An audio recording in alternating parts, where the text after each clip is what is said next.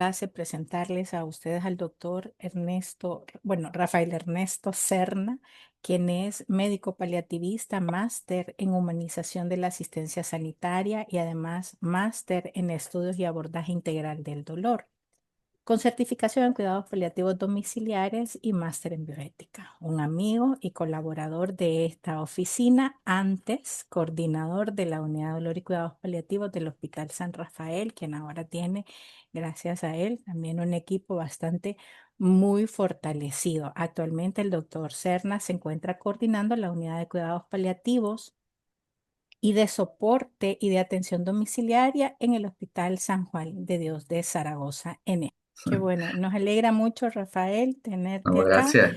que logremos esta tarde entre todos hablar y comprender y sobre todo aprender muchísimo sobre qué son los cuidados paliativos domiciliares. Siéntanse en la libertad siempre de hacer las preguntas a través del chat o al final de la ponencia, indicando que quieren la palabra. Recuerden que estos espacios son para nosotros, ¿verdad? Los compañeros y compañeras que trabajamos en la atención paliativa a nivel nacional. Así que bienvenido, Rafael. Bueno, ¿qué tal? Buenas tardes a todos y qué un gusto poderlos estar con ustedes con 42 personas, ¿verdad? Hoy creo que les voy a hablar algo que quizás no es tanta novedad, pero sí cuando la volví a recapitular esta presentación, he agregado algunas cosas que me han parecido nuevas, tanto de el aprendizaje de aquí como también un poco de la evidencia que se va actualizando en el tema de los cuidados paliativos en el domicilio.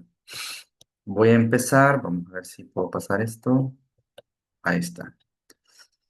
Con lo base, pues que todos sabemos y creo que estamos así un poquito ya bien formados, hasta aburridos, ¿no? De esta definición y de estas definiciones la de la OPS, ¿no? Ese enfoque de los cuidados paliativos que va a mejorar la calidad de vida de los pacientes y sus familias que enfrentan esa enfermedad potencialmente mortal, esa enfermedad limitante para la vida en el caso de los niños o esa enfermedad crónica avanzada evolutiva y que va a incluir ese alivio del sufrimiento relacionado con la salud. Ahí le estoy mezclando todas las definiciones que hay en cuidados paliativos, que son un montón, sí, pero al final todas van centradas en la búsqueda del alivio como tal de las personas que sufren, ¿no? Y también de su familia, sí, tratando o intentando tratar o buscando el alivio del dolor y de toda esa problemática física, psicoemocional y esta espiritual que van teniendo los pacientes y su familia. Como definición consensuada a conocer, sí que tenemos que saber que allá en el 2018 se consensuó esta definición de esa asistencia activa y holística de todas las personas, de todas las edades, y mencionan este sufrimiento grave relacionado con la salud y en especial de esas personas que están cercanas al final de la vida. Creo que aquí todos concebimos que los cuidados paliativos no son para las personas que van a morir, sino aquellas personas que están sufriendo por una enfermedad que en muchos casos está avanzada o que en muchos casos esa enfermedad le genera un sufrimiento grave. Objetivo muy marcado, mejorar la calidad de vida de los pacientes cuidadores. Y allá, hace un par de años, sí, se mencionaba, ¿no? De que los cuidados paliativos es una medicina avanzada, es una medicina que necesita mucha formación, que necesita también mucha humanización. De entrada, pues la resolución esta mundial en el 2014, donde se mueven muchas de las acciones que ha generado los distintos países en contexto de cuidados paliativos, sí, esa resolución 6719, donde la OMS insta a todos los Estados miembros que componían en ese entonces la Organización Mundial de la Salud a intentar fomentar los cuidados paliativos, sí, y hacerlo con un énfasis en la atención primaria y en la asistencia comunitaria y de tipo domiciliaria. Y de aquí marco el por qué estamos dando esta charla, ¿no? De esas bases de cómo crear los cuidados paliativos domiciliarios. Y es en base a esto que muchas veces nosotros nos agarramos para poder implementar estos cuidados, ¿no? Y traigo estas imágenes porque dentro de la atención paliativa, pues surge, no todo es tristeza, no todo es sufrimiento, como van a ver, pero sí que también hay situaciones donde la asistencia domiciliaria está cargada de alta eh, tensión emocional, tanto de la familia como del propio equipo. Y como tal, traigo una pequeña definición de qué son los cuidados paliativos en el domicilio, pues es esa atención a personas con enfermedades que se limitan su vida en el hogar, ¿sí? En el hogar, en ese sitio donde el paciente cree que es su hogar, y eso es lo importante, porque los cuidados paliativos domiciliarios no necesariamente tienen que ser en la casa, muchas veces pueden ser en otros sitios como las residencias de adultos mayores, que aquí es mucho o se ve bastante lo que son las residencias. Entonces, para muchos de ellos sí que su domicilio también puede ser su residencia y hay que tenerlo en cuenta, con las limitantes que puede también atraer. Y traigo esta imagen porque al final jugábamos un poquito con estas IAs, inteligencia artificiales, ¿no? Y le preguntamos qué concibe como un cuidado paliativo domiciliar y me saca esta imagen. Y, y sí, la veo bastante reflejada con todo ese contenido que se nota en esta imagen, ¿no? La familia, el paciente, las facies, sí, de cierto alivio, sí, con sus necesidades, con sus enseres, con sus objetos, con una luz que entra natural, con un aire posiblemente que entra natural, en su entorno, con su familia, pero todo esto muy cuidado por un equipo asistencial que no lo va a dejar solo durante todo este proceso y creo que eso es importante. Pero también seguí profundizando y ya le preguntaba, hazme una imagen relacionada al proceso de final de vida en el domicilio y me muestra esta imagen, ¿no? ¿Qué es lo que me hace concluir? Es que al final, en definitiva, si la IA comprende qué son los cuidados paliativos domiciliares, creo que nosotros también deberíamos de comprender que tal vez aquí hay un poco de tecnicismo, que lo veo acá. Bueno, en algunos casos, algún paciente con una hospitalización domiciliaria previa, sí, que nosotros sí que vemos esos casos aquí donde ha sido acompañado por un equipo de hospitalización domiciliaria, que usualmente lo hace medicina interna, en el caso de aquí de España, y que luego pasan a la atención paliativa domiciliar, sí son pacientes que pueden llegar a tener cierta equipo técnico en casa, sí, quizás desde el área de paliativos no mucho los tenemos porque nos manejan mucho con bombas elastoméricas y otro tipo de instrumentos, pero sí cuando se da el compartir el manejo con la hospitalización domiciliaria, vemos ese tipo de tecnicismo. Pero sí que vemos también que es un proceso de serenidad, un proceso de acompañamiento, ¿sí? Un proceso también donde vemos esta vela, ¿no? Que evoca un poco la espiritualidad, ¿sí? Y todo eso me hace ver que es la asistencia paliativa domiciliaria.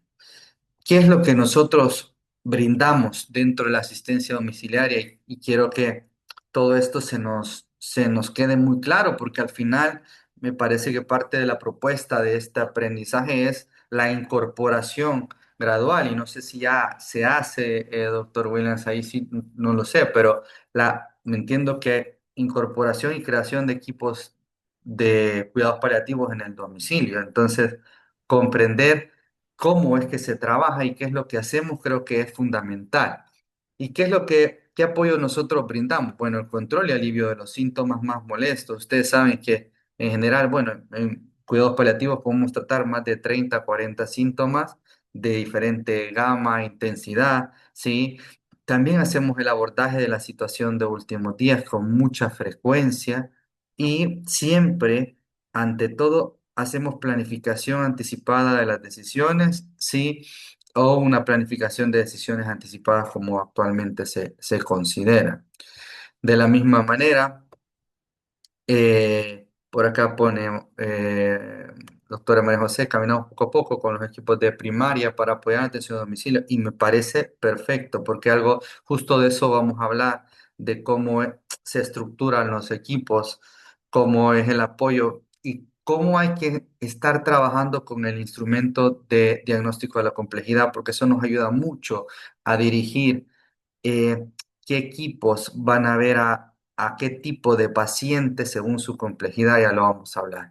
Sí, ahora, ¿qué más hacemos? Bueno, un abordaje de las problemáticas éticas y sociales que involucran a los pacientes, familias y sus cuidadores. Y aquí, bueno, hablábamos en la charla pasada, ¿no? La nutrición y alimentación. Y hoy lo traslapo a una nutrición y alimentación en casa, ¿no? Cuando de repente la familia, justo hoy vi a una paciente con una enfermedad de Parkinson estadio 5 con una demencia parkinsoniana, donde había hecho prensa bucal, ya no comía, ¿sí? Y justo tocaba valorar, hacer una adecuación del esfuerzo terapéutico, porque en la residencia tenían esa duda de si poner una sonda nasogástrica para alimentarla o qué hacer, ¿no?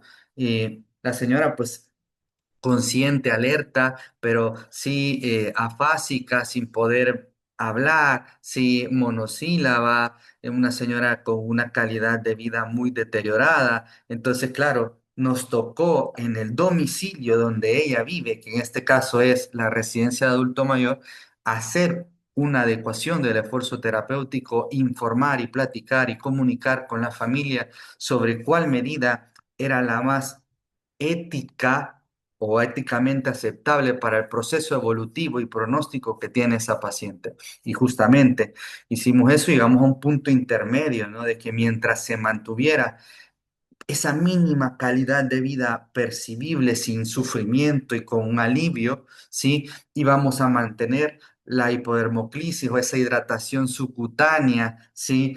Diaria, sin forzar una sonda nasogástrica y que comiera, aunque sea un poquito aquí hay muchos batidos, le dan esos batidos que no tienen realmente mucho fin nutricional, pero a veces la familia también siente esa necesidad y tampoco le afecta ni le genera un bien. Entonces, un punto intermedio, ¿no? De inicio está perfecto. Y ese abordaje de ese problema, de muchos más, hay que valorarlos en casa y eso hacemos también en la atención paliativa domiciliar, ¿sí?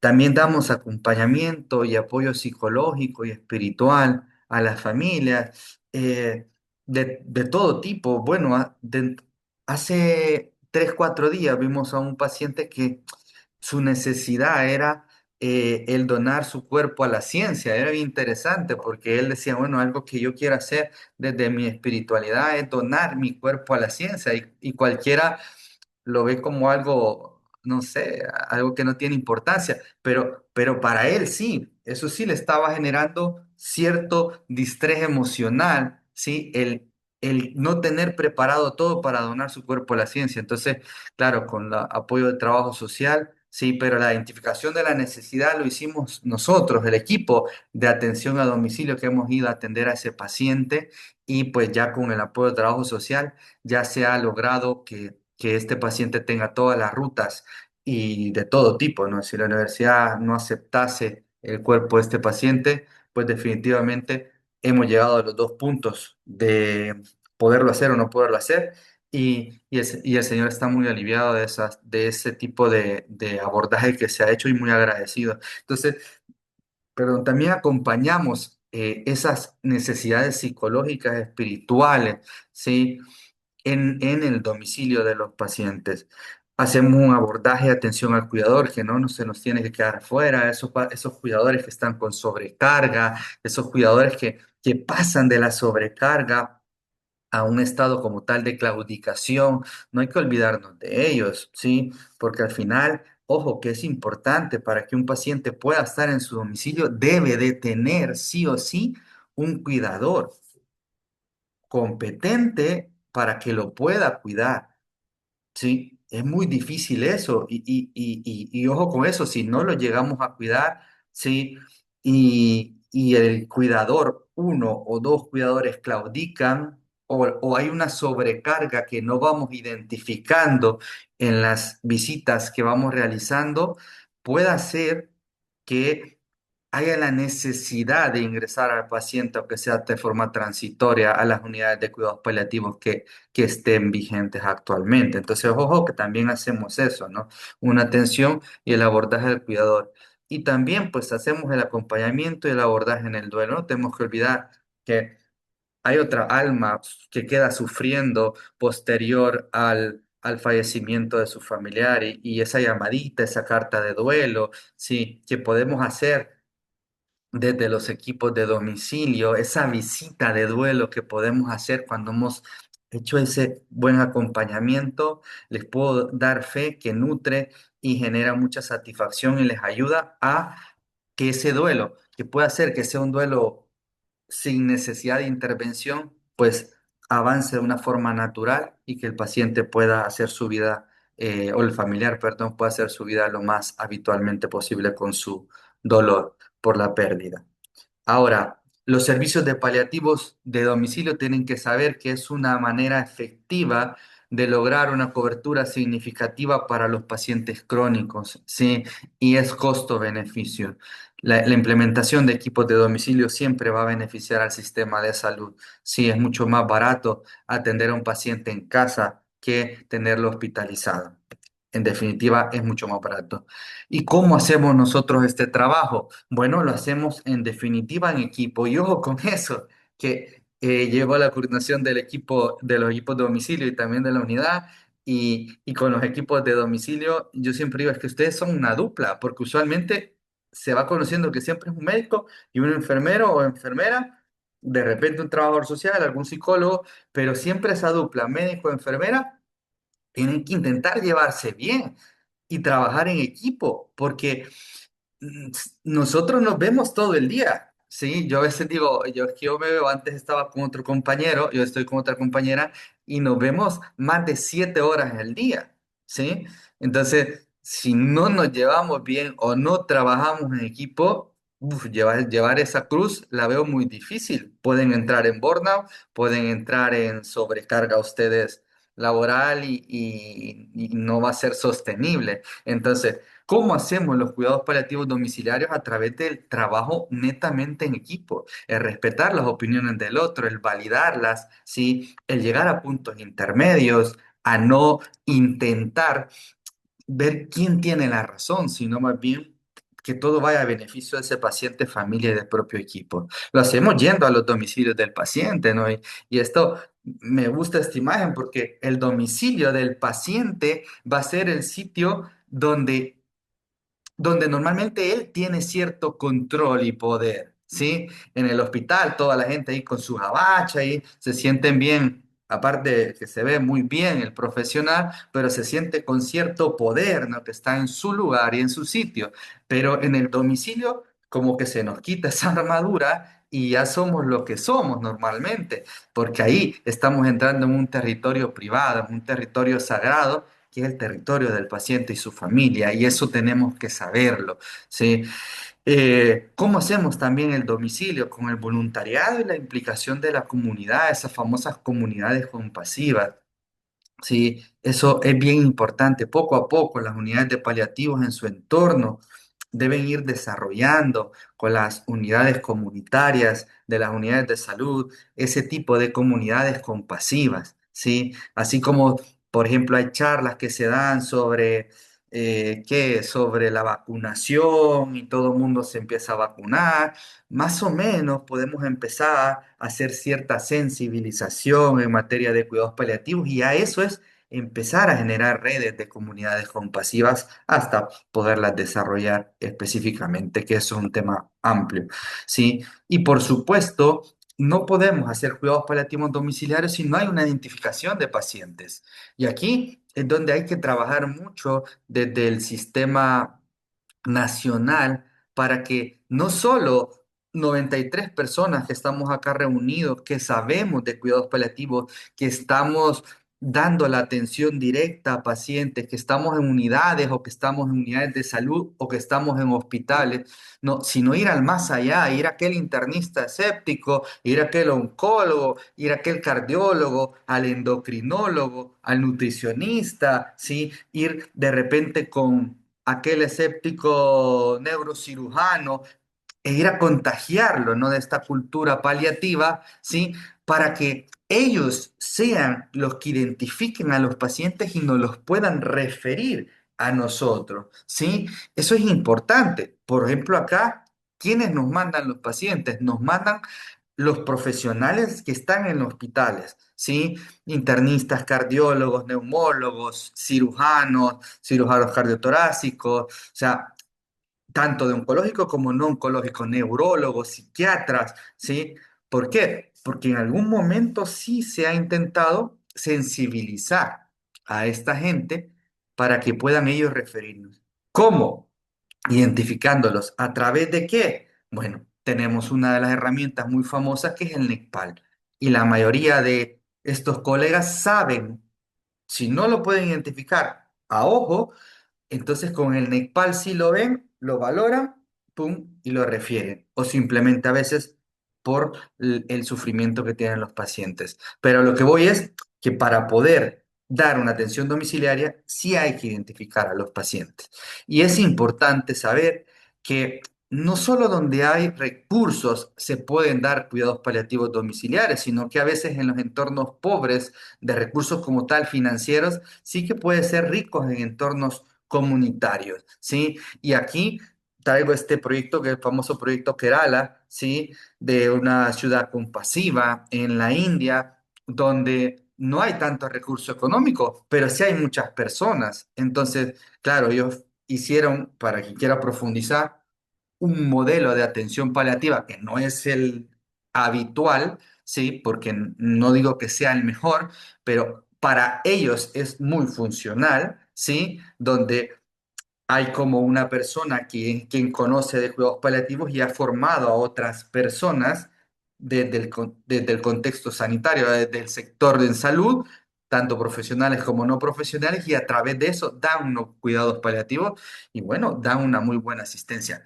A ellos, en su entorno, en su geografía y en sus condiciones, les beneficia, ¿sí? No digo que va a ser eso en El Salvador o va a ser eso aquí en España, no, pero a lo que voy, que quiero que les quede claro, es que aunque no hayan recursos, podemos dar una buena asistencia paliativa. Probablemente limitada, sí, pero podemos darla. Y es importante conocer que hay motivos por los que los pacientes prefieren estar en casa y son muchos. Y ahí cada vez que ustedes van a dar una consulta, van a irse dando cuenta del montón de motivos. Y aquí he puesto unos muy generales, pero puede ser desde su mascota, puede ser desde su cama, puede ser porque ahí tiene a su esposo que no puede salir de su vivienda porque está postrado también en cama, o puede ser porque le gusta su hogar, porque la comida es más fresca y sabe mejor, ¿sí? Porque, y eso es cierto, ¿a quién no le va a gustar? Como siempre, en los frijoles de su casa son los frijoles de su casa y saben rico, pero los frijoles de otra saben mal. ¿Por qué? Porque en mi casa está bien la mayoría de cosas, ¿sí?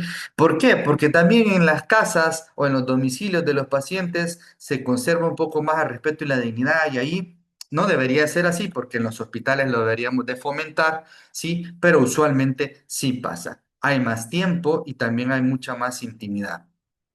¿Por qué también los pacientes prefieren ser cuidados en casa? Bueno, porque la casa es más cómoda, porque en las casas hay más libertad, hay más control de ellos mismos, son ellos mismos. Yo siempre he dicho que cuando un paciente está en el hospital, como que le quitaran las piernas y del cerebro le quitaran la potestad para poder caminar. Si es que si uno no les dice, mire, levántese, no se levantan, ¿sí? ¿Por qué? Porque al final los pacientes pierden cierta libertad, ¿sí? En los hospitales, mientras que en casa son libres porque es su hogar. Se sienten útiles muchos pacientes a pesar de su enfermedad avanzada. hacen sus cositas de la casa, se hacen sus comidas, van al supermercado, etcétera, ¿sí? Y disminuye el riesgo de duelo complicado, ¿sí? O patológico en los supervivientes. ¿Por qué? Porque tienen esa oportunidad de cuidar a su familiar y eso es importante. Y en general cuesta menos dinero, pero ojo, cuesta menos dinero cuando lo vemos a nivel institucional. Sí, a nivel macro, a nivel micro, sí que hay que hacer una inversión.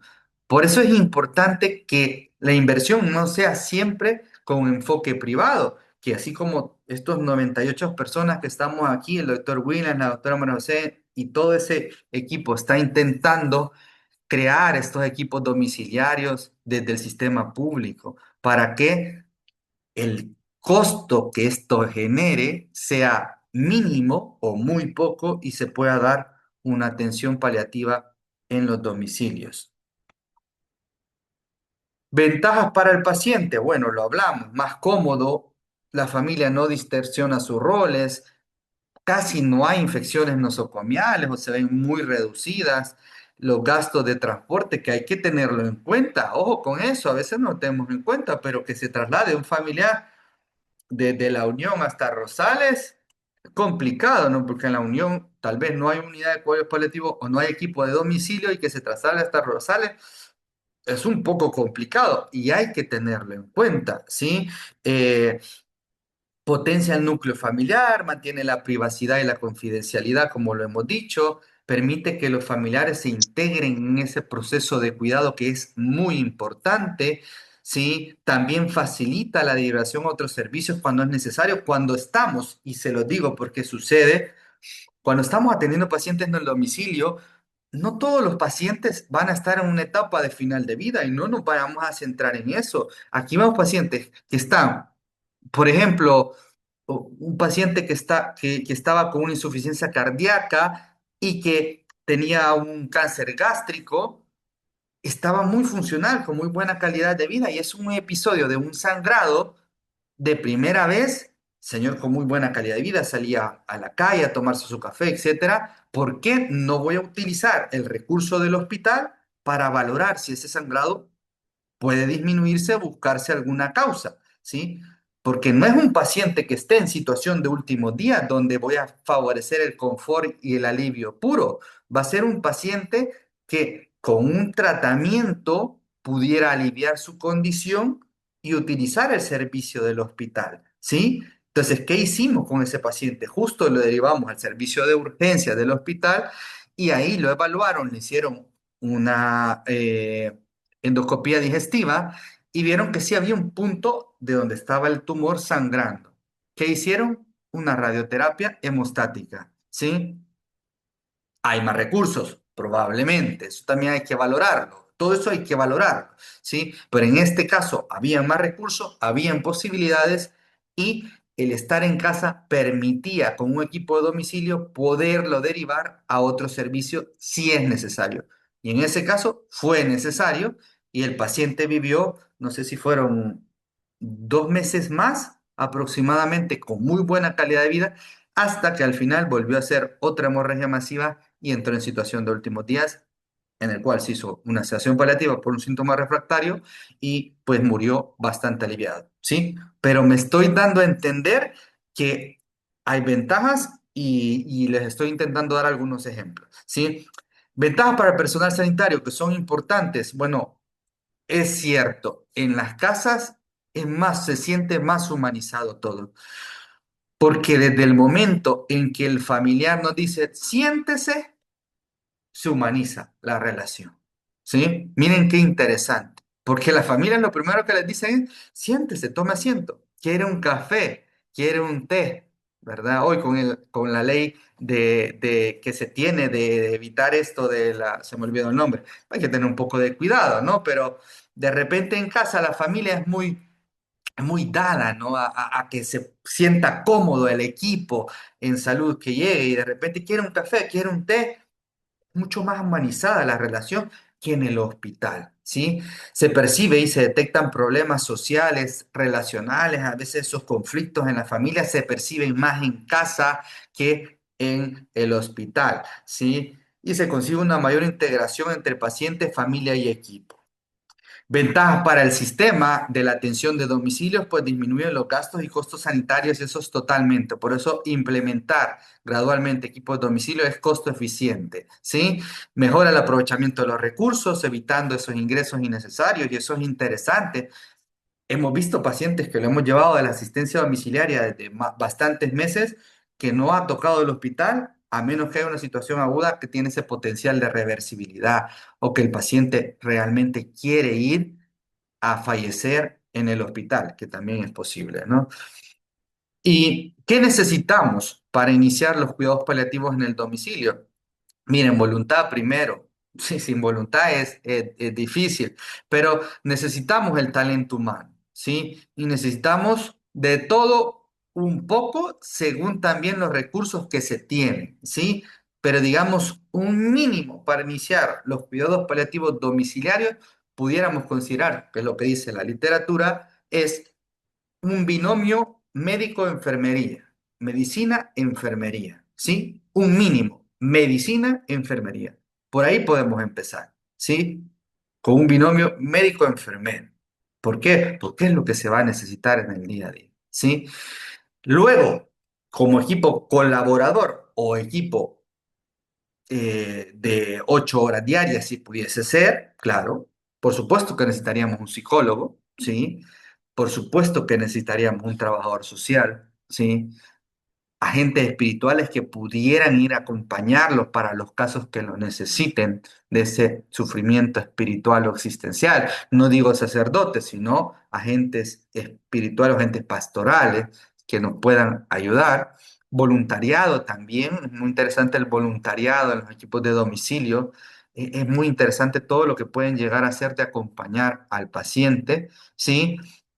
Nutricionistas, ¿sí? Promotores de la salud, etcétera. Podemos hacer un campo muy grande, pero el mínimo sería medicina y enfermería, ¿sí? Complementando con todos los demás recursos.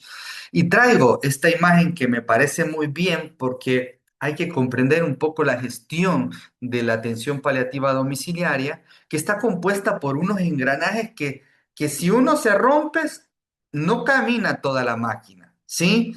Y aquí vamos desde aquel persona que se ha formado mucho en cuidados paliativos, esa persona experta, aquel especialista en cuidados paliativos que mueve, ojo, y que mueve un engranaje pequeño, ¿sí?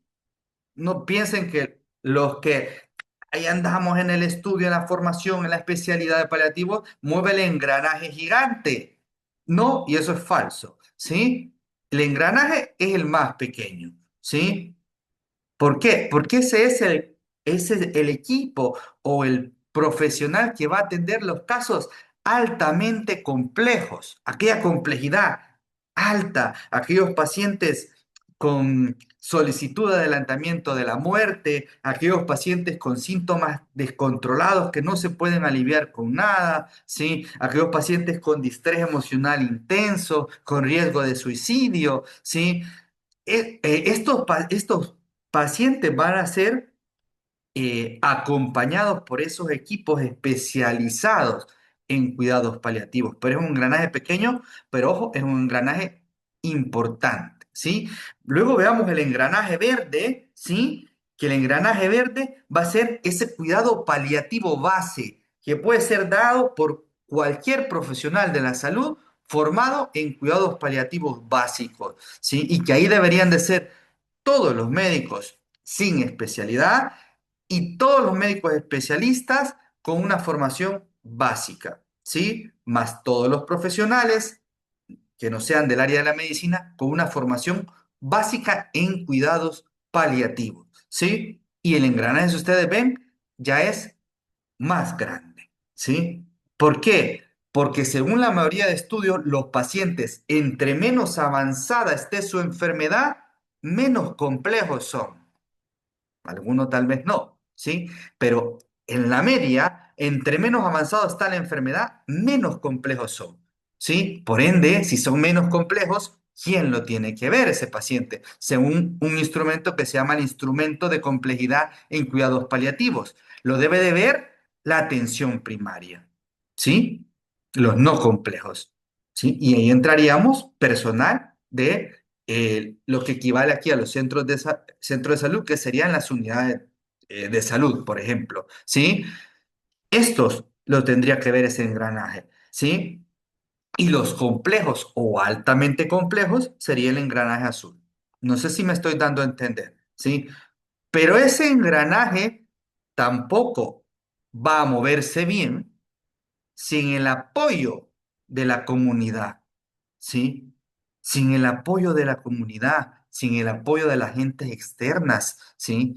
De los programas, ¿sí? Sin el apoyo de la gestión que hace, por ejemplo, el equipo de la unidad, ¿sí? Sin todo esto, sin estas charlas que estamos haciendo, ese es el otro engranaje, que es la comunidad global, ¿sí? Y por último, los programas de comunidades o ciudades compasivas, ¿no? Y eso es bien bonito. ¿Qué es una ciudad compasiva? Es que de repente conocemos a todos los pacientes que están en situación de vulnerabilidad y tenemos equipos dentro de Santa Tecla, por ejemplo, que sabe que allá está Juanito Pérez enfermo, siempre teniendo en cuenta su confidencialidad, ¿sí? Pero digamos que está enfermo y le vamos a ayudar como comunidad, hay equipos que ayudan no solo a la soledad, sino a hacer algunos pequeños mandados para que no esté solo, ¿sí? Y todo eso es una comunidad compasiva, que no es el tema, pero bueno, en algún momento se puede platicar. Entonces, esta máquina de alivio del sufrimiento no solo son los equipos especializados en cuidados paliativos. Miren, es un granaje pequeño. Es el equipo, ¿sí? Con cuidados paliativos básicos que puede ser dado por médicos generales, por médicos especialistas con una formación básica, por la gestión, ¿sí?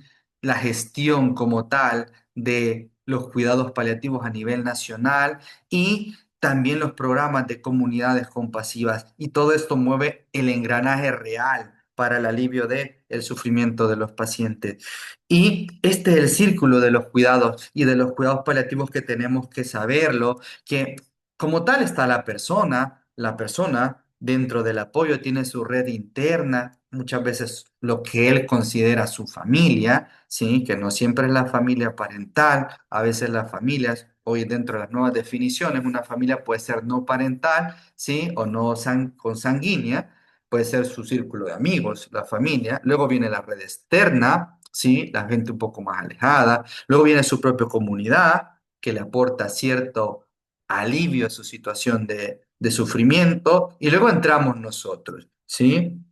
Luego entramos todos los recursos de cuidados paliativos, los servicios sociales, trabajo social, bueno, algunos centros de día, y eso es bueno identificando esos lugares porque de repente hay pacientes que hay que hacerles una transfusión, por ejemplo, entonces, bueno, se manda al centro de día, un lugar más fácil, con menos,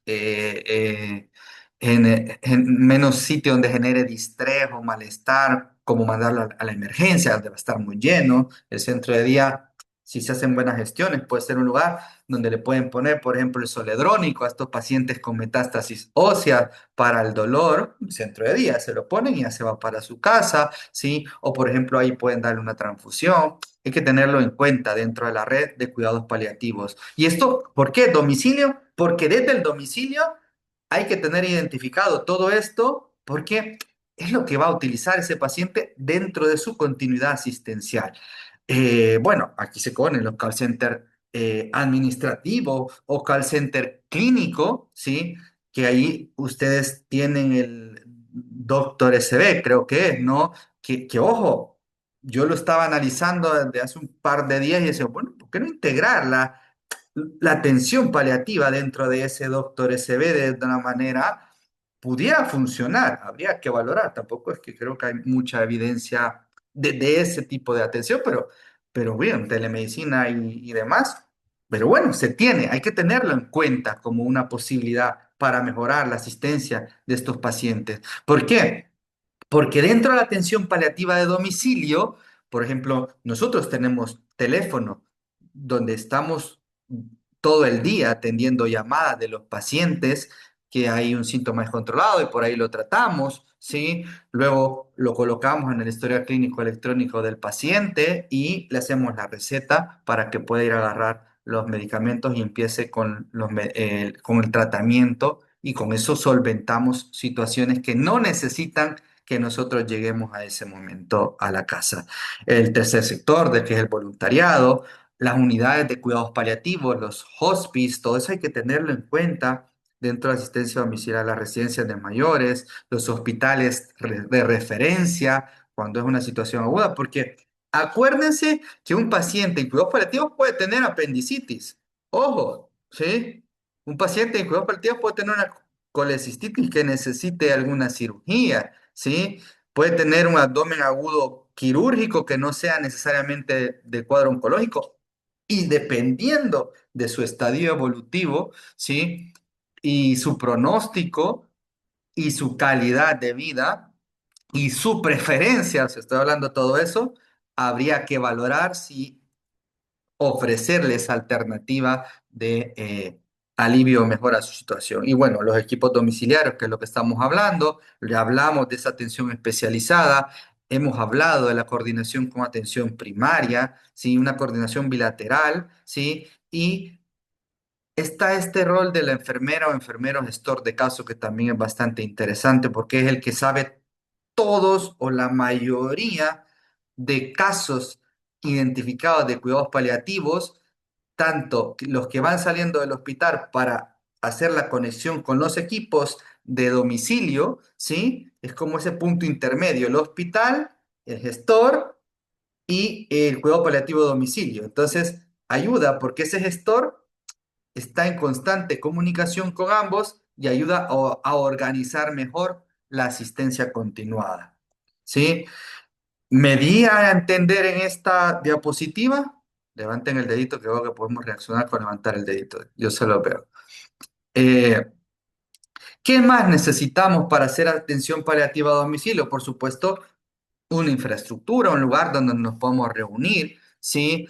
Necesitamos vehículo, más cuando son distancias muy grandes, hay que ocupar un vehículo, si son distancias pequeñas, se puede valorar ir caminando, ¿sí? Pero si es una distancia larga hay que usar vehículo, por supuesto algún teléfono celular, ¿verdad? Algo para guardar los medicamentos de forma segura, más que todo también tener en cuenta que llevamos eh, opioides y benzodiazepinas, ¿verdad? Que hay que saberlos utilizar. Hay que llevar un estuche para asistencia domiciliaria, llevamos nosotros una maleta o una mochila con todo tipo de medicamentos, equipos, documentación, hoja de consentimiento, etcétera, para poder dar la asistencia al domicilio, ¿sí? El teléfono celular con datos, ¿verdad? Para poder estar haciendo las llamadas cuando vamos a ver al paciente, ¿sí? De repente que en los lugares uno se pierde y hay que llamar, mire, y esta es la calle, niña Juanita, sí, sí, aquí es, vea. Todo eso es importante. De ahí insumos básicos a utilizar. Aquí dejo yo una cantidad, pero pueden ser más y menos. Catéteres urinarios. Ojo, decir, ¿y por qué catéteres urinarios? Si es que paliativo no se pone en sonda. Bueno, depende, hay que valorar cada situación.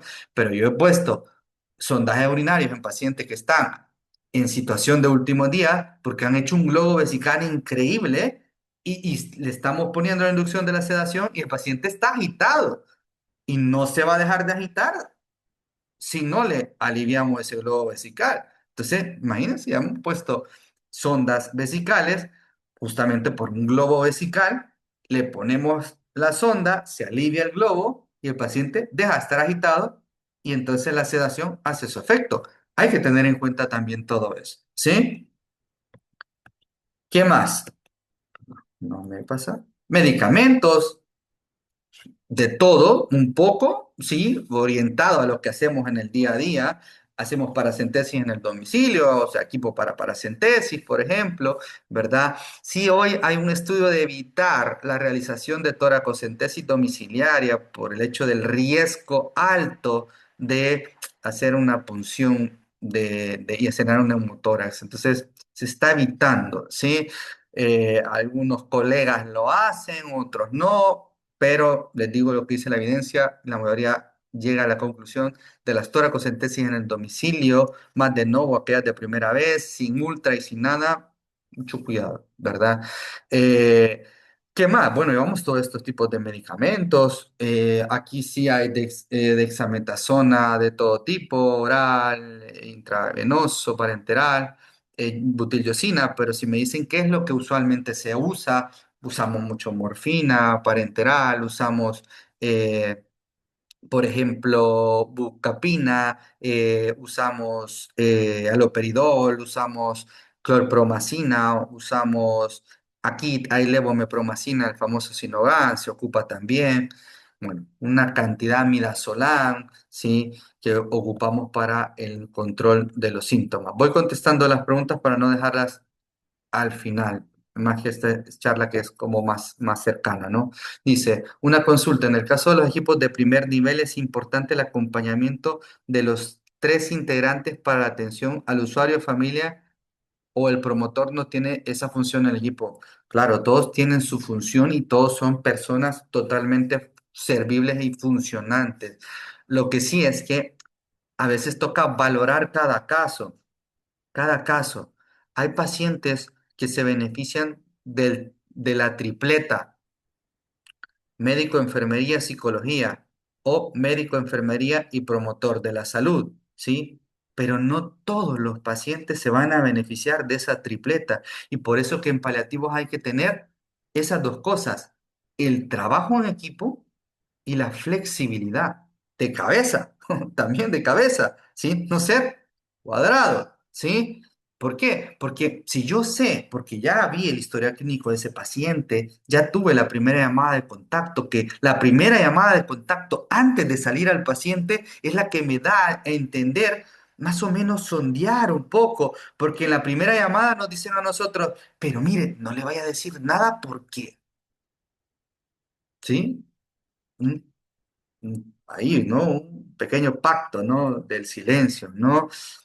O mire, está muy mal del dolor, está, pero mal, gritando. Y a uno se le activa el foquito y dice, bueno, ahí tal vez llevamos un catéter subcutáneo y vemos unas morfinas parenterales, ¿sí? Llevamos una metoclopramida y ya se nos va activando el foco de lo que necesitamos. Pero en la llamada tal vez nos dicen, esa primera llamada, el primer contacto es importantísima antes de ir al domicilio porque nos dicen, pero es que mire, o se pone a llorar. La familia, desde entrada, decimos, hola, somos servicio de atención a domicilio y soporte de cuidados paliativos, y se pone a llorar. Y uno dice, "Uh, Dios, eh, ahí hay un distrés emocional, ¿sí? Entonces, de entrada, se puede valorar también cada caso porque los recursos no son infinitos. Y eso, desde el principio de justicia, es importante saberlo, ¿sí? Porque no somos, no tenemos todos los recursos y de repente puede hacer que si yo le digo a la psicóloga, es que tiene que ir conmigo con todos los pacientes y ese paciente no necesita esa asistencia psicoemocional para ese día, puede hacer que le he quitado la oportunidad al psicólogo de poder hacer una llamada o una visita a un paciente que sí lo necesita. Entonces, el modelo tiene que ser un modelo muy flexible y un modelo donde valoremos la necesidad de ese paciente y lo podemos hacer a veces desde la primera llamada. Todos tienen mucha prioridad y todos son valiosos, pero hay que saber utilizar esos recursos. Espero haber contestado, Sandra, esa pregunta. Doctora Lorena, mucho gusto y que, me encanta saber que está por acá y le mando un gran abrazo. ¿Sí? Me pone, la telemedicina ha sido clave, pero también permite la continuidad de atención y sigue siendo cercano al paciente en cuanto a la integración en la participación de diferentes equipos que se mueve atención primaria, totalmente, totalmente. Eso es vital. Y pone, si la mayor complejidad es social, ¿cómo ve el rol de los trabajadores sociales? Los veo valiosísimos. Dentro de los equipos los veo valiosísimos, porque en definitiva el trabajador social va a ver algo que nosotros no vemos, desde uso de escalas, desde saber recursos a utilizar, ¿sí? Lo que nosotros podemos hacer en 5 días como clínicos, porque nos rebuscamos por ayudar a la gente, un trabajador social muy sensibilizado, con mucho conocimiento, pudiera resolver eso en un día, ¿sí? Entonces, yo lo veo vital. ¿Qué instrumento usamos para hablar la complejidad? Nosotros seguimos usando el IDCPAL. ¿sí? Instrumento de la complejidad de cuidados paliativos, ¿sí? Usamos eso para las intervenciones de los equipos, ¿sí? Y pues acá los costos no son pequeños, pero son mucho menores comparados con las visitas urgencias. Totalmente, doctora. ¿Sí? Entonces, dentro de la pregunta que me coloca, yo a los trabajadores sociales los veo vitales, ¿sí? A veces no se puede tener un trabajador social para todas las unidades, ¿sí?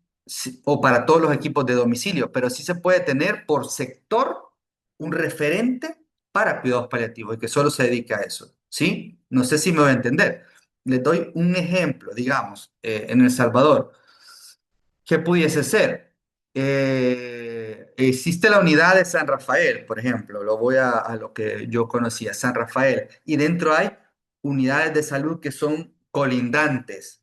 Vamos a ver Lourdes, Santa Tecla, Antiguo Cuscatlán, etcétera. Un trabajador social, por lo menos, para un ratio de unidad y un ratio de equipos de domicilio, ¿sí? Puede ayudarnos mucho a atender la necesidad social. Se va a quedar probablemente corto, pero bueno, estamos empezando a utilizarlo y vamos a ver el beneficio, ¿sí? Carla pone en un paciente con Alzheimer, perdón, en un paciente con Alzheimer, la hiporexia es progresiva hasta llegar a la anorexia. En ese caso, ¿qué se puede hacer? Bueno, Carla, normalmente pasa eso, ¿no? Parte de la enfermedad es justamente ir perdiendo funciones cognitivas y funciones performance o disminución de su función, ¿sí? ¿Qué se puede hacer? Normalmente valoramos puntos intermedios y hacemos adecuaciones del esfuerzo terapéutico, ¿sí? Mientras pueda, las guías clínicas actuales hablan de geriatría, de cuidados paliativos, hablan que la sonda nasogástrica en pacientes con demencias avanzadas, ¿sí? No previene la broncoaspiración y muchas veces la fomenta, aparte el sufrimiento que genera en el paciente, ¿sí? Y no mejora la calidad de vida ni la supervivencia, o sea, son todos esos factores. Por ende, no es recomendable utilizar. ¿Qué se puede hacer? Bueno, alimentación con espesantes, si el uso de espesantes nos puede ayudar mucho y si no tenemos los espesantes comerciales, la maicena puede ser un muy buen espesante, ¿sí? Técnicas de alimentación también, ¿sí? Que coma hasta donde pueda comer, se hace prensa bucal, no presionar la alimentación. Muchas veces si hay un poco de calidad de vida, no hay disconfort, no hay sufrimiento evidente, podemos hacer una prueba terapéutica con reevaluación constante de hipodermoclisis o hidratación por vías subcutáneas en domicilio. Todo eso podemos hacer y eso fomenta el alivio y fomenta el confort, ¿sí? Entonces, todo eso podemos hacer. Bueno, excelentes preguntas. Sigo y espero haber contestado. Financieros, ¿no? Sueldos para los miembros del equipo, por supuesto, ¿no? Es importante, no tener plaza, buscar plaza, ¿sí?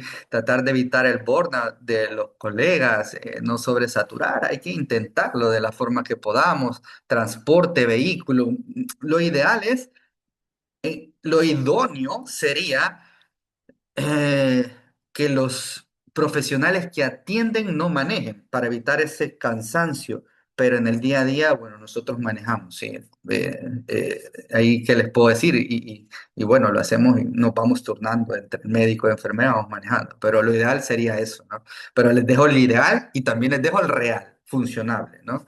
El alquiler del lugar, el sitio donde se puede reunir la unidad, la impresión de lo que sea necesario, algunos consentimientos, uso de tecnología, uso de tablets, etcétera, cuidando la confidencialidad, que eso es muy importante, que aquí lo he aprendido mucho, la confidencialidad del paciente. Tener cuidado con las hojas que se dejan de otros pacientes en los domicilios, todo eso hay que tenerlo muy, muy importante, ¿no? Ya casi para ir avanzando y terminando, el entorno domiciliario tiene que ser seguro para el equipo que pueda visitar al paciente, siempre su seguridad. Yo sé que El Salvador ha mejorado mucho en seguridad y eso está muy bien, ¿verdad? Pero siempre hay que tenerlo en cuenta. A veces ni siquiera es por pandilla, a veces también la seguridad implica que hay familiares que son muy aprensivos, que tal vez no se saben comunicar bien y utilizan a veces hasta la violencia. Entonces, si detectamos eso, no dejemos ir solo a la psicóloga, por ejemplo, al domicilio, que sabemos que pueda tener un poco de riesgo, acompañémoslo con equipo, que eso también es trabajo en equipo, ¿sí? El transporte que le hemos hablado, el teléfono celular, hacer esas famosas guardias móviles que son muy valiosas, ¿no? Que de repente uno se queda al teléfono, el otro se queda otro día y así hacer las guardias por 7 días, esas guardias móviles que ayudan mucho a poder aliviar a los pacientes de su sufrimiento, ¿no? Los consentimientos informados necesarios para la asistencia, ¿no? Hay criterios de inclusión como tal para la asistencia paliativa en casa, ¿no? Estos pacientes postrados, estos pacientes en situación de último día, pacientes que no pueden desenvolverse, disminución de su actividad de la vida diaria. Es importante que iba dentro de la cobertura del programa donde ustedes estén dando la asistencia domiciliar, que acepte ser atendido. Nunca vamos a obligar a nadie a algo, ¿sí? Y es algo muy importante que cuenten con un cuidador principal. Y ahí muchos me lo van a cuestionar, puede ser, pero es que en El Salvador, qué difícil es encontrar. Hay personas que están solas, pero también hay un cuidador, ¿sí? Y hay que ayudarlo, hay que educar a ese cuidador. Pero si no hay cuidador, no es lo ideal una atención paliativa domiciliaria, ¿sí? No es lo ideal. Ahora, no estoy diciendo que, que no se pueda hacer, pero no es lo ideal, porque muchas necesidades estarán insatisfechas. De ahí es donde entra mucho el rol del trabajador social, para buscar esos apoyos, el voluntariado, etcétera. Aquí hay un comentario de Lucía. Gracias por compartir la experiencia. En caso de cuidador único cansado, ¿qué le podemos recomendar? Bueno, si está una cosa que tenga sobrecarga y otra cosa que esté claudicado. Pero si está sobrecargado, es mirar todos los factores que le están generando sobrecarga e intentarlos aliviar o ayudarles a solventar si podemos hacerlo y está dentro de nuestras competencias, porque entonces no va a claudicar. Si está claudicado, y no tenemos voluntariado, no tenemos nada, usualmente, y es lo que se debe de hacer, esos ingresos en las unidades de cuidados paliativos temporales por claudicación del familiar. Lo ingresamos al paciente, le cuidamos ahí, le atendemos, mientras durante todo ese ingreso se empieza a valorar, ¿sí? Cómo ayudarle a ese paciente, y ahí viene con todo el trabajador social, el psicólogo, el asistente espiritual, todo, para intentar que ese paciente pueda volver a casa. Y hay casos en donde no puede volver. De entrada se los digo. Por eso hay que saber bien valorar esos casos. Sí, son casos muy complejos, sumamente complejos, pero se puede llegar a buen puerto. Sí, pero bueno, existe. Muy buena pregunta. Eh, Otro criterio es que tenga evaluación previa. Nunca vamos a agarrar a un paciente que no tenga una evaluación previa ni diagnóstico previo y ni una historia clínica previa, porque entonces no sería como tal una evaluación paliativa, sería una consulta probablemente de atención primaria o medicina interna que está buscando el diagnóstico por lo menos parcial, sí, tiene que tener una historia clínica, sí. Criterios de exclusión, que el paciente no acepte la ayuda, por supuesto, que no cuente con un familiar o un cuidador responsable, que el paciente requiere una hospitalización por una urgencia, lo hablaba, ¿no? Esos pacientes que de repente hacen unos sangrados que no son masivos, no están cerca del final de vida, o que de repente hacen alguna una sospecha, una hipercalcemia tumoral, que tiene un buen pronóstico, hay que personalizar mucho, ¿sí?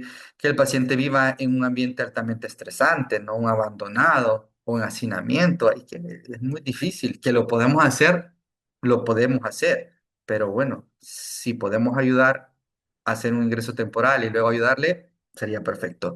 Cuando hay agotamiento físico y psíquico de los cuidadores o que tenga síntomas que no sean controlables en domicilio, eso también tiene un criterio para poder ir al domicilio. Y acá sí vamos terminando. Y traigo esta paradigma, ¿no? De cuántas visitas domiciliares se deben hacer y con qué frecuencia, ¿sí?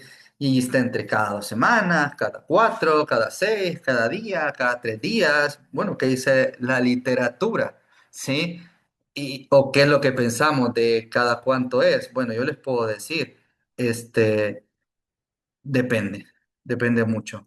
Lo que sí dice la literatura, que un paciente que se ve por primera vez, y es más, se le deja un tratamiento opioide, por lo menos una llamada, si no es que una visita, en los primeros 2 a 3 días posterior a la primera visita, hay que hacer un acercamiento. ¿Qué es lo que hacemos usualmente en el hospital? Aquí lo vemos por primera vez y si vemos que está estable y que no es algo que genere mucho disconfort, ¿sí? Le llamamos a los 3 días, ¿sí? ¿Cómo está? ¿Qué tal está? Valoramos los síntomas, valoramos el ESAS, ¿sí? Para ver cómo se siente ese paciente. Sí, y ahí programamos alguna otra visita si es necesario. Y luego, ¿qué pasa si el paciente sigue estable? ¿Sí? Y esto creo que les va a ser novedad a algunos. ¿Qué pasa si sigue estable? Si pasan los días, bueno, le hacemos otra visita a las 2 semanas, a la semana. Pero ¿qué pasa si este paciente, que era complejo, ¿sí?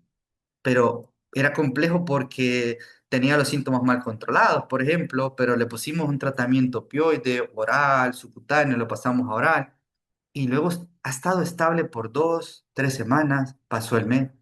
¿Qué hacemos? ¿Le seguimos viendo como equipo especializado? Ojo, aquí estoy hablando del equipo especializado, ¿sí? De hospital, por ejemplo, ¿no? El equipo especializado, ¿lo seguimos viendo nosotros o lo ve atención primaria? ¿Sí? Ahí viene una disyuntiva, ¿sí? ¿Quién puede ver a ese paciente?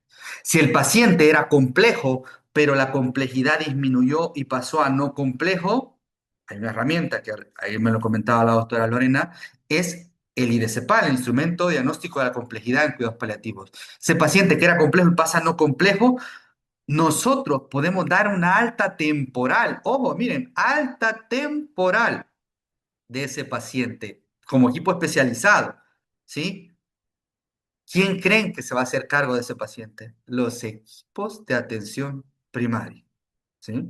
De lleno, que van a poder interconsultar nuevamente y pedir el apoyo al equipo especializado del hospital si se les hace otra vez complejo a ese paciente. Miren lo interesante. Y ahí se fomenta, se articula el sistema, no se sobrecarga todo el hospital, ¿sí? Y no se sobrecarga a toda la atención primaria, ¿sí?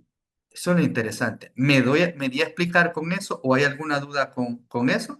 Pero ojo, hay que usar mucho el IDCPAL, el instrumento de complejidad en cuidados paliativos, desde la primera visita, para saber, ¿sí? Eh, quién debería de intervenir al inicio la atención paliativa, ¿sí? ¿Qué sucede? ¿Qué dice en este textbook de paliativos, no? Que al final, si el paciente está en situación de últimos días y está en domicilio, deberíamos de verlo por lo menos 1 o 2 veces en el día, lo mínimo una vez al día, todos los días, si está en situación de últimos días, ¿sí? Ok. ¿Cuántas visitas domiciliares se pueden hacer al día? Y ahí traigo otra disyuntiva. ¿Hasta cuánto se puede? ¿Hasta cuánto nos pueden exigir? ¿Sí? Ya hay literatura, hay mucha evidencia también que lo favorece, ¿sí? Que usualmente se pueden ver aproximadamente entre 3 a 4 al día, a veces hasta menos, ¿sí? Porque hay casos que son tan complicados, la dispersión geográfica puede ser tan lejana, ¿sí?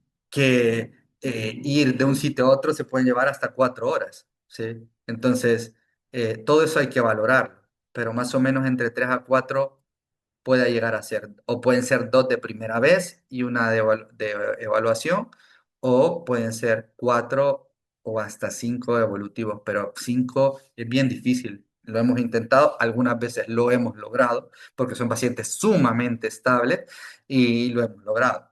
Pero luego hay que ir a escribir al llegar o escribir en lo que se anda en el camino y todo eso también hay que tenerlo en cuenta, ¿no? La parte más de administrativa, ¿sí? El tiempo aproximado varía, ¿no? Pero desde una primera visita domiciliar que puede durar 1 hora, 2 horas, hasta tres, depende, ¿no? Más si hacemos una paracentesis en domicilio y se va a hacer ahí controlada, nos vamos a estar 2 o 3 horas, si se saca 1 litro por hora aproximadamente. Imagínense ahí, ya les estoy diciendo que ese paciente son 3 horas, ¿sí? Que hay que tener en cuenta. ¿De acuerdo? Y de ahí, pues, las subsecuentes que pueden durar una hora, algunas pueden durar media hora, depende mucho de cada caso, pero usualmente entre 3 a 4 son las que se pueden llegar a hacer. Depende mucho, como les digo, dispersión geográfica y otros factores, ¿sí? La capacitación, ya casi voy terminando, con los familiares debe ser sencilla, impresa y adecuada. Hay que facilitarles, ¿sí? Hay que algunos pequeños ejemplos, de tenerlos ya listos para poderles explicar. No solo dárselo, la idea no es darle, porque la familia ya está muy preocupada como para decir, tome y léaselo. No, explicar un poco, pero que tengan como recursos cada cosa que podemos dar. Por ejemplo, ejercicio de apnea, guía para el paciente el cuidado con ostomías, guía para cuidado de traqueostomía, cuidado de colostomía, cuidado de nefrostomía. Sí, que nosotros vemos aquí muchos pacientes con nefrostomías y catéteres, etcétera. También eso hay que favorecerlo, ¿sí? Y al final, ya casi finalizando, todo lo debemos de hacer. Mi primer aprendizaje fue con ellos, con los Camilos, intentar dar el corazón y que estén en las manos para poder intentar hacer las cosas bien. ¿Cómo iniciar los cuidados paliativos? Yo creo que lo hemos hablado muy bien. Evaluamos la necesidad de los recursos, establecemos formalmente la organización, ya lo están haciendo, el doctor Williams y el equipo, la doctora Lorena con el equipo de Seguro Social, ¿sí? Hay que elaborar planes de acción, hay que reclutar, capacitar, que todo eso es lo que hacemos hoy y que se sigue haciendo constantemente, ¿sí? Eh, y la integración, reclutar, capacitar, movilizar recursos, saber dónde quitar personas, pagar nóminas, plazas, ¿sí? Que todo eso es importante, no lo podemos dejar fuera. Vínculos con prestadores de servicios de salud local, hablamos atención primaria, hablamos atención especializada, urgencias, etcétera, telemedicina, llamadas, etcétera. Asistencia, ojo, que ya la inteligencia artificial también puede tener un, un- un grado de intervención ahí en la atención paliativa. No voy a profundizar, porque sería un tema gigante por qué hablar, pero se ve bastante interesante. Creo que tiene todavía más estudios que hacerse, pero se ve prometedor. Divulgar lo que hacemos, divulguen lo que hagan. Lo bueno, ¿por qué no divulgar?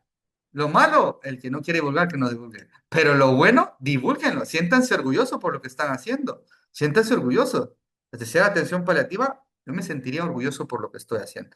Eh, y como decía un profesor, Pablo Sastre, ayudar a un paciente que se enfrenta a una enfermedad que amenaza la vida es algo que no se improvisa y es algo que es necesario aprender, ¿sí? Y es necesario seguir estudiando, seguir estudiando, seguir estudiando, formándose para el que quiera sacar la especialidad. Ahí tiene la especialidad de paliativos, incentivo a sacarla, incentivo a formarse, que eso les va a ayudar. Para pasar del famoso cuidado, cuidas en serio o cuidas en serie, ¿no? No ser la máquina deshumanizadora, le llamamos nosotros, del pasar de esos pacientes que tienen sus valores, sus principios, que tienen su cultura, al final al de la cama 33, cama 40, el cáncer de páncreas, el de la 32, sino pasar, darle reversa a esa máquina deshumanizadora y hacerla como tal humanizadora. Y este caso, no sé si al final es real, yo no lo sé, pero me gusta mucho, ya le voy a dar uno real,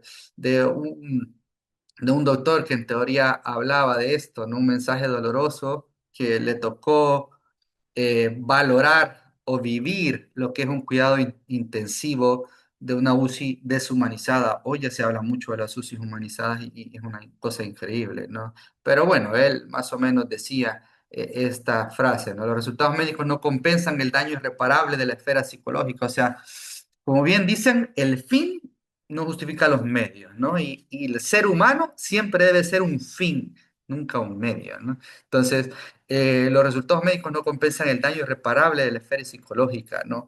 Ya no soy Hernán Darío Estrada, sino soy el que él era, ¿sí? Porque hoy puede ser el del cáncer de páncreas para muchos, del cáncer de esófago o el glioblastoma. Como dice el doctor Vélez, no hay día, dice, no hay noche en la unidad de cuidados intensivos sin... Ahí nadie les dice buenos días, buenas noches. Hoy son las 8 de la mañana, son las 7 de la mañana, ¿sí? No hay horario, realmente no hay ni un reloj, no hay quien escuche el gemido, a veces, y solo llegan, pasan, bueno, me voy, ¿no? El amigo y el colega hoy es un extraño, antes éramos amigos y hoy molestas mucho, ¿sí? No se le ve a la cara, no hay una mano en el hombro que le diga qué tal se siente, de repente el estetoscopio es un ente frío, ¿sí?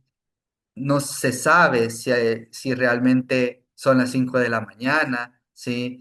Y a veces se escuchan burlas o comunicaciones imprudentes, ¿sí? Ruidos con aparatos y alarmas, risas inadecuadas, y dice él, los pacientes tenemos angustia, ansiedad, insomnio, miedo, temor a la muerte, ¿no? Cuando los pacientes dicen, ¿qué es lo que, en qué más le puedo ayudar? ¿Cómo se siente? Y dicen, es que tengo miedo, es una de las palabras que se escucha muy, es que tengo miedo. Y ahí uno dice, bueno, que profundizar sobre el temor a la muerte, a la propia pérdida, ¿sí? Y eso es espiritualidad. Eh, Fácilmente dicen, nos rotulan como psicótico, es que está agitado, dicen, no, no está agitado, está nervioso, está ansioso, dicen, no, no está ansioso, se está probablemente muriendo, está viviendo una situación límite que necesita ser acompañada. Pero como siempre hay gente buena, y dice, rescato Los Ángeles, dice, las enfermeras, miren cómo el rol de enfermería tiene un boom en los cuidados. Yo siempre digo, son lo mejor, porque enfermería da ese 1000 por 1000 que son los que a veces le explican, les toman la mano, ¿sí? Son quien explican a las familias, son sus confidentes, a veces lloran con ellos si es necesario, ¿sí? Difícilmente dicen, y termina, se sientan mientras que los dioses del Olimpo, que ahí andan con las batas flotando, ¿no? No se mueven de su trono y con su juguete el computador. Y es lo que se habla. Falta mucho por humanizar las UCIs y hablo de cualquier servicio y que los pacientes en cualquier servicio se convierten, dicen, o nos convertimos en un objeto de estudio médico, pero se olvidan todas aquellas necesidades. Y hablo de las espirituales, las emocionales y las sociales. Y aquí sí les traigo un pequeño botoncito, cubro un poco los nombres, pero esto fue una carta que nos dieron el año pasado, que hablaba ahí y se las leo. Querido Rafael, y pongo el nombre de mis compañeras para la confidencialidad, pero dice, solo queremos agradeceros eh, lo mucho y bien que habéis tratado a nosotros y al paciente, ¿no? Muchas gracias por su trabajo. Son muy necesarios porque arropan y protegen en la mayor vulnerabilidad, ponen. Esperamos que estas magdalenas, que son, bueno, un pan de dulce, ¿sí? Le guste tanto como al paciente, que le gustaba un montón, de verdad que le gustaba un montón ese pan, ¿sí? Y pone, y si os las coméis contando algún chiste malo, dice, volverá a estar vivo en el recuerdo. Le pone muy fuerte abrazo y gracias. Eso fue en el domicilio. Este caso fue un caso muy complicado, muy difícil. Una familia con mucho sufrimiento, buscaban todo en internet, era una familia, pero una familia que al final fue lo máximo, se logró todo, el paciente falleció en su casa, se respetó a sus voluntades, fue una cosa de éxito y que no pensamos que la familia iba a estar no solo agradecida, sino muy aliviada y en paz después de la pérdida. Y con eso, pues doy finalizada la charla. Pregunta o algo, ustedes me dirán. Muchísimas gracias, Rafael, por, por todo, ¿verdad? Por la ponencia, por las explicaciones. Veo que en el chat hemos ido resolviendo poco a poco lo que los compañeros han estado expresando. Tal vez como oficina solo queremos retomar algunas cosas que pueden quedar un poco en el aire por los contextos tan diferentes en los que ahora estamos trabajando, ¿no? Retomar que el rol del promotor de salud en el país no tiene equiparable en España, por ejemplo. Es decir, Claro, que, ¿no? ¿verdad? Es una figura latinoamericana, porque sí, en Sí, muchos contextos sí tenemos promotores similares que pueden ser promotores sociales, promotores de malaria, promotores por fiebre, diferentes promotores, incluidos aquellos que tienen un rol específicamente en la salud materno-infantil. Pero para nuestro equipo del primer nivel de atención es el promotor de salud el que hace las veces de gestor social. ¿De acuerdo? Entonces, si en los otros equipos de hospital o en equipos, digamos, más completos, el trabajador social hace las llamadas, vincula la red de apoyo, busca dentro de la comunidad quién puede a través de la compasión poder alimentar, cuidar, avisar. Eh, es el promotor de salud realmente quien puede conocer mejor los contextos. Entonces, para nosotros siempre y siempre será el alma del equipo dentro de la comunidad y el arma secreta que el Ministerio de Salud siempre va a tener a vanguardia para poder vincular el servicio con las necesidades reales y sentidas de los pacientes, porque no vamos a negar que médicos y enfermeras a veces nos alejamos mucho por desconocimiento, por supuesto que no por negligencia, de cuáles son las características propias de la relación familiar, de la situación económica y de ahí estos aspectos de seguridad que tú hablabas sobre cómo hemos mejorado en el país sobre la seguridad de cara a la delincuencia, por supuesto, pero la seguridad social, la seguridad económica, la seguridad alimentaria, son seguridades que no podemos dejar atrás y que los promotores y las promotoras de salud son punta de lanza a la hora de hacer la identificación de estas necesidades. Es el verdadero trabajo en equipo el que va ayudando en la asistencia del domicilio. Hay que ser muy flexible, flexible de Sí, cabeza. Yo solo les digo al equipo, tenemos que ser flexibles de cabeza lo primero, porque si no somos flexibles de cabeza, todo se complica. Si nos cuadratizamos todo y no nos centramos en lo que realmente claro, necesita el paciente, muchas cosas se nos van. Hay que seguir protocolos, hay que seguir guías, hay que seguir lineamientos, hay que seguir normas, hay que seguir leyes. Todo eso hay que hacerlo, ¿sí?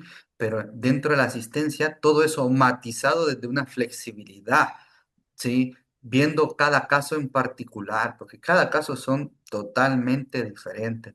Cada persona es distinto, cada familia es diferente. Y así como este claro. caso fue muy bien, algún caso no va a ser de tan éxito y es de aceptarlo y mejorar, buscar qué hueco nos quedó e intentarlo mejorar, ¿sí? Y yo creo que esa es la base de la atención paliativa del domicilio.